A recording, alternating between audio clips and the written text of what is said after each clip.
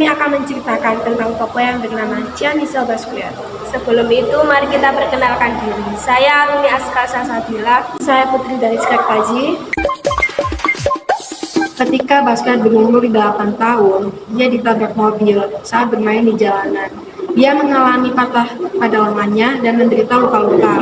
Orang tuanya berpisah saat tahun itu, dan saudara perempuannya dibesarkan oleh ayahnya. Ketika dia berumur 11 tahun, berulang kali ibunya keluar masuk rumah sakit jiwa.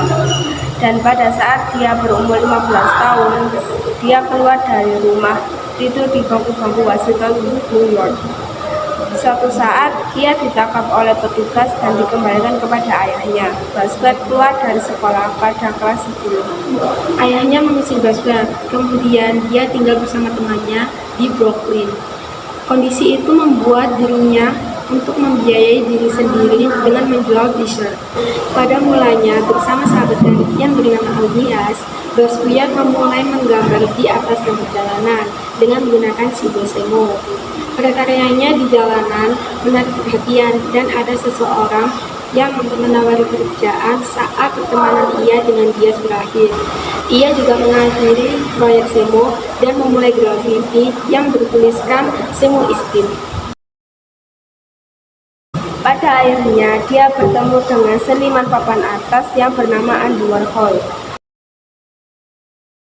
Dan Andy Warhol terkenal dengan aliran seniman yang popular art, dan itu membuat Basquiat terinspirasi dari karya-karyanya dan membuat karya-karyanya di dinding jalanan. Seni Basquiat disebut politikus seni, banyak diapresiasi karena pemilihan warna, keseimbangan antara spontanitas dan kendali, serta konsep yang ada dalam lukisannya. Saat hidup karirnya dipromosikan di galeri, pada awal lukisannya terjual 25.000 sampai 50.000 dolar. Padahal Basquiat sendiri pernah hidup miskin tanpa uang sama sekali di jalanan. Sebagai seorang seniman, Basquiat dikenal memiliki perilaku keras dan perfeksionis. Ia pernah menghancurkan karya-karyanya yang tak bermutu. Dalam keadaan genting parah, Basquiat pernah mendatangi seseorang bandar narkoba dengan senilai 300 dolar. Saat keluar, ia melukis iblis yang berwajah banteng di depan pintu si bandar. Dan tanpa menyadarinya, si bandar menolak untuk menjual pintu itu, dan ia menyimpan pintu itu di dalam gudang. Banyak karya-karya Basquiat yang terjual bernilai tinggi.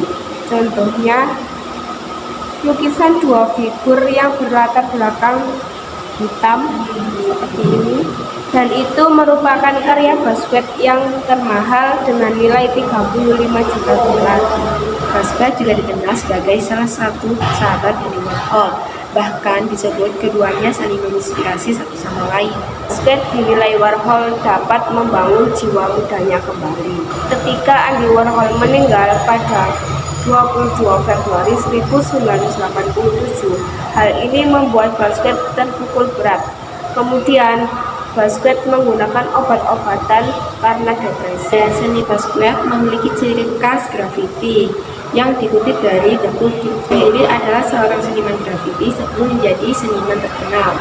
Dirinya juga mencintai seni sejak awal, dan Basquiat tidak memiliki pendidikan secara formal mengenai seni.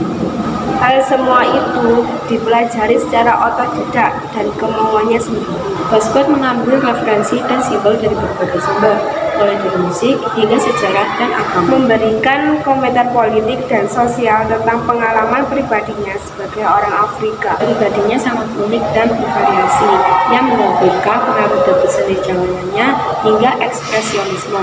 Dan seringkali mencampurkan simbol berulang seperti kepala atau kota dengan coretan bertekstur, warna, dan kata-kata. Basquiat pindah dari seniman grafiti ke skenaster Punk Pusaka, menjadi bidang seni selebriti hanya dalam beberapa tahun karirnya. Kebangkitan yang memusingkan ini membawanya dari tidur di jalanan kota New York. Namun sayangnya Basquiat meninggal di usianya yang ke-27. Basquiat meninggal di New York tanggal 12 Agustus tahun 1988 akibat overdosis. Hal ini merupakan akibat dirinya mengalami depresi. akibat ketenarannya diperoleh Basquiat dan ditinggalnya Basquiat oleh seorang Andy Warhol sebagai sahabatnya. Karyanya mengeksplorasi warisan campuran Afrika, Latin, dan Amerika melalui kosakata visual tanda-tanda, simbol, dan angka yang berguna secara pribadi, dan seninya berkomunikasi dalam skala, ruang lingkup, dan ambisi saat dia pindah dari jalan galeri. Sebagian besar karyanya merujuk pada perbedaan kekayaan dan kemiskinan dan mencerminkan posisinya yang unik sebagai orang kulit berwarna kelas kerja dalam dunia seni selebritas. Pada tahun-tahun setelah kematiannya, perhatian karyanya terus meningkat dengan satu lukisan bahkan mencetak rekor pada tahun 2017.